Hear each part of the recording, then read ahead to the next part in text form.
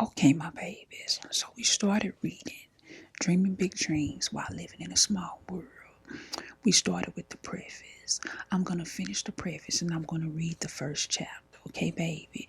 If you want this book yourself, you can look at the link in my description or click the link in my bio. It says my husband's book. But you can also search his name, James W. Chavis, on Amazon.com, or you can search Dreaming Big Dreams While Living in a Small World, and the book will pop up and it'll send it to you. Okay, I'm looking into putting this also on my website, my Franny Candy website, so that you can purchase it. And when you purchase it, it'll be a signed copy. Okay, it'll be a signed copy. All right, so let's get into where we left off. We're on page 9. Okay, this is why I titled the book Dreaming Big Dreams While Living in a Small World. We all, as infants, start off with unlimited potential, no matter what our social or economic classification may be. We are all born with the same abilities and capacity to get and retain knowledge. We are all born with the ability to think and reason, but somewhere between toddler and adulthood, we become either lazy or comfortable, and we quit striving for more. Sometimes this is due to the surroundings that we are in. We begin to think we can't have anything better than what we see before us. For some of us, the downward spiral starts the first time we fail a test or we get an F in class. For some, it comes as early as when people first ask us what we want to be when we grow up, and we tell them we want to be a doctor, lawyer, astrologist, or archaeologist.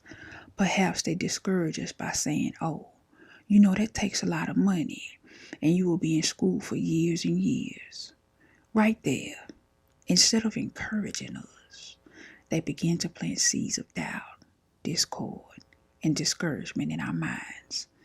Imagine where you could be, what you could have done if no one had ever told you that you couldn't. How much further along in life would you be if someone had just offered words of encouragement or kept their mouth closed instead of planting their negativity into your garden of dreams and possibilities? True, some of us can look past negativity and failures, keep right on trucking, and push toward our goal, but it weighs more on some than others, and just because you are thick-skinned doesn't mean you don't have a breaking point. Believe it or not, we all have a level of negativity that we can take before it starts to affect our positive world. Negativity comes at us all from different angles. For some, the downward spiral kicks in when someone who should have been a nurturer and protector of our dreams becomes our source of negativity. What do you do when the negative force in your life is your parents or whoever raised you? How do you handle life when the person who should have your back against all odds tells you that you're dumb, stupid, ugly, retarded, a loser, and that you will never amount to anything? This all sounds like a scene out of a movie or something, but keep in mind that for some, this is life. I grew up with a friend who had this issue and tried to commit suicide more than once by the time he was 17. That's the end of the preface. Chapter 1, it all starts with a dream. Dreams give us focus. They drive us and give us a sense of determination. Without a dream, we find ourselves wandering aimlessly through life from place to place, from job to job, just satisfied with whatever comes. We were created to dream and have visions and goals and plans. Our Creator, Father God, made us in His image and likeness. This means that we have the same ability to envision our lives, situations, and hope and pray for something better. This is why He created the earth, because He saw that it had potential and could be something great. He was not satisfied until what he saw in his mind was right there in front of him. Look at Genesis, the 1st chapter, the 2nd through the 3rd verse. The earth was without form and void, and darkness was on the face of the deep, and the Spirit of God was hovering over the face of the waters. Then God said, "Let there be light," and there was light. You see, God had a vision, a plan, and a dream for how he wanted the earth and solar system to look. He did not stop until what was before him looked like what he had dreamed it could be. Now, just like our Father God, there are those who act on their dreams and do not stop until they reach the dream that they have set their eyes and heart on. Then there are those among us who have dreams and vision for our lives, but we choose to just believe that if it is meant to be, it will be. These individuals put forth no major action to achieve their dreams. They just let the chips fall however they may. Then they pray and believe that it will all work out for them. I believe that this book is for both groups of people. If you are in active pursuit of your dream, then let this book be a guide to help you prepare for the pitfalls that are surely ahead. For the laid-back dreamer who is just waiting on the dream to just appear before your eyes and say, "Here I am," let this book be the motivator that pushes you into action and steers you down the path of realization of your dream. The question that most people ask when they come to the realization of where they are versus where they had envisioned themselves being at a certain point in their lives is, how did I get here? This question is the first step to getting you to a turning point. A point where you say enough is enough. I've got to get out of this place that I'm in. When you get sick and tired of being sick and tired, then you can begin to fight your way back and climb out of the pit you've been in. This book was written for other dreamers like my wife and I, who find themselves far from where they first started out or where they ever planned to be. You're now unhappy and just simply existing. Yes, you may be good at what you are doing and make enough to survive. You may even be climbing your way up the ladder, but deep inside, you know this isn't what you planned or how you plan things to be, and you're not truly happy. Friends, your dream is your key to unlimited happiness and fulfillment. Proverbs, the 29th chapter, verse 18a says, "Where there is no vision or dream, the people perish." Your dream will be like the dogs that pull your sleigh when you are blinded to your destiny by the snow of life. When you let go of your dream and your vision, you feel lost, like life has no meaning. This is not God's design or plan for your life. He said, "I came that you may have life and life more abundantly." But your key to that life is chasing your God-given dream. Throughout history, nothing has shaped every technological advancement, scientific discovery, and revolutionary movement in history more than a dream. If the Wright brothers had never dreamed of defying gravity and flying with the birds, we would never have the plane. If Thomas Edison had never dreamed of brightening up his surroundings, we would all be walking around with candles, trying to press our way through the dark. If Alexander Graham Bell had not dreamed of being able to communicate with someone without being face to face, or even in the same room, we would not have the telephone. The point, without dreams, we would not have all the things that we now take for granted. Dreams are the launching pad of futures. As children, we are taught to have dreams. We are told that if we just work hard and chase after those dreams, then one day they will come true. For some, this seems to work or come true. Those people go on to lead happy lives, doing the very thing they've always wanted, and it never feels like work to them. They enjoy life and seem not to have a care in the world because they are doing the very thing they were designed and created by God to do. So, if that is not you, the question now becomes, how do I know what my God-given dream is? This is a very common question that most people have to ask. The answer is simple. Ask the one who created you. Isaiah 40:26. Lift up your eyes and look to the heavens. Who created all these? He who brings out the starry host, one by one, and calls forth each of them by name. Because of his great power and mighty strength, not one of them is missing. If God knows each star by name, surely he knows your very purpose, for he created you. Consider Jeremiah. When he was struggling with the call and purpose set before him, he talked with God. Then God revealed his ultimate thoughts and plans for Jeremiah.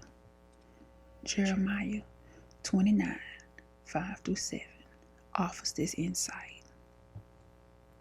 Before I formed thee in the belly, I knew thee, and before thou camest forth out of the womb, I sanctified thee, and I ordained thee a prophet unto the nations. Then said I, Lord God, behold, I cannot speak, for I am a child. But the Lord said unto me, say not, I am a child, for thou shalt go to all that I shall see in thee, and whatsoever I command thee, thou shalt speak. Like Jeremiah, it is our job to seek him and listen when he speaks.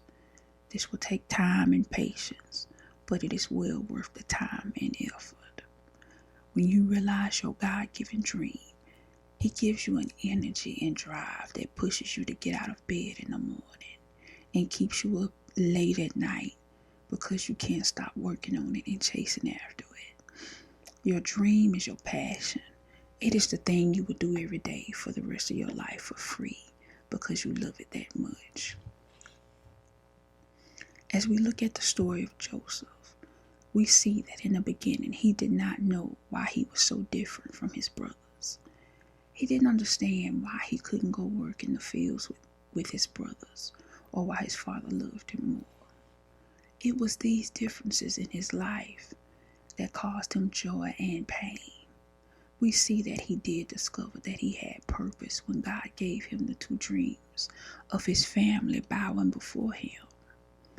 This was God's way of showing Joseph that he was destined for a position of leadership. God was speaking to Joseph and letting him know that he need not waste time trying to be like his brothers and fit in with them, for he was called and set apart for greater. In our lives, God will often give us a flash of what he has called us to do, just as he did Joseph. In some cases, however, because we don't grasp or understand it, we miss it and find ourselves working jobs and doing things that lead us further and further away from what we were called and destined to do. My prayer is that this story causes you to look back over your life and see what signs has God been trying to give you that you may have missed due to not understanding what it is he was trying to say. I discovered what my dream was because it was embedded in everything I did. I served or helped out in every church I was a part of. At every church I visited, I watched the media ministry and listened to the sound, thinking about ways to make it better, ways I could use this experience to help the media ministry where I would be serving. I would try to figure out how they got their sound so good. I have always loved books and always wanted to write something meaningful that people would actually want to read. I love ministering to people, seeing people being helped, being healed and delivered. I was a youth pastor, and I used to rap and travel with my gospel rap group, the Holy High Boys, and I worked media for years at my home church. I did all of this for years without payment. The point I'm making is that sometimes our dream has been there all along, but we didn't know it. It is the thing that we have always wanted to do and always thought about doing, but we never stepped out on because of fear. For example, maybe you've always wanted to be a chef and you watch cooking shows all the time and love to cook, but your degree is in accounting and you make good money from it. Still, you're unhappy and unfulfilled at your job. It doesn't make sense to quit your job and open a catering company because of all the uncertainty and negatives you see in front of you. But what if the key to complete happiness, satisfaction in life, and even more money is locked into chasing after your dream? Let me give you an example from my own life. Before I started dating my wife, I was in a relationship with a great young lady who had a good job and was working her way up the ladder at her job. She was smart and had her own place and car. She wanted kids, not quite as many as I did, but I could work on that. She was in church, in fact, a pastor's daughter. She had natural hair and was very thoughtful and considerate. I had prayed for and envisioned a few things that I wanted my wife to have. She didn't have all those things. But I was in a place where I was ready to be married. It was always my dream to be a great husband and father. I was getting older, and I was tired of just dating different women and sleeping around. I was beginning to think about just settling down with the one I had and working on all the stuff I wanted her to have and be. When I connected with Krista and began to find out more about her, I saw that she had everything I had prayed for, down to her height, skin color, hair length, and type. Kristen could also sing and play the piano, which is what I've always wanted. She even has the chin that I love so much. But she had no job, and she lived with her parents. To be with her meant I would have to carry us financially, and I would have to find a place for us to live when we got married. But with the other young lady, I didn't have to worry about all that. It seemed like the smarter option financially was to stay where I was and just be with the other young lady, taking the time to work with her to get her as close to my dream woman as possible. Then the Lord spoke to me. Why try to change someone into the perfect woman when the perfect woman for me is standing before me? This decision was not as easy as I'm making it seem. I struggled with this, prayed about it, and even wrote in my journal and talked to my best friends about it. You see, the decision to chase your dream is not as easy as some might lead you to believe. It seems easier just to stay in the boat, but someone has to have the courage to step out and walk on water. The risk may be great, but the reward is greater. For me to have someone beside me who is the perfect complement to all that I do and all that I am is an excellent feeling and a wonderful thing to have found. I am happier than I ever imagined, and I have a wife who loves me, supports me, and has my back in all that I do. I have a wife who is my best friend and partner in all things, a wife who loves God and seeks Him in all things. For Joseph, the risk versus reward factor was in whether to keep dreaming and share his dream, even knowing that his family would hate him for it. I can imagine him having a conversation with himself. Do I push for understanding in these dreams, even knowing that it could cost me to let go of relationships with the ones I love most? You see, Joseph's brothers hated him because of his dreams and because of the favor he found in his father's eyes. But even his father fussed at him because of his dreams. Joseph had to decide whether he dared dream and seek understanding of these dreams, even under hostile circumstances. Yes, it caused him pain. Yes, it cost him all the comforts that he had grown accustomed to. But the payoff in the end was worth the pain, worth the suffering. Friends, I want to encourage you by saying it will not be easy. There will be pain, suffering, and heartache among friends and family that you hold dear to you, but it will be worth it in the end. Go through the process, endure the pain, take the journey. It will lead you to greatness. I believe we all have a destined level of greatness. So the question becomes, what are you willing to go through in order to reach yours? We have a notes and reflections page. If you want to reflect on anything in this chapter, go ahead and write it down. Jot it down in your journal or jot it down in your phone and answer any questions that may have been asked or anything that jumped out at you. This is the end of chapter 1. It all starts with a dream.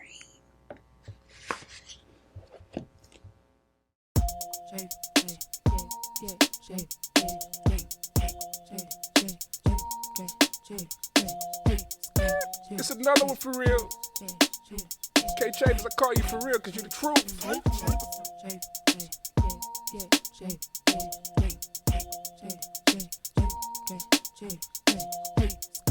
It's another one for real. K-Chavis, I call you for real because you the truth.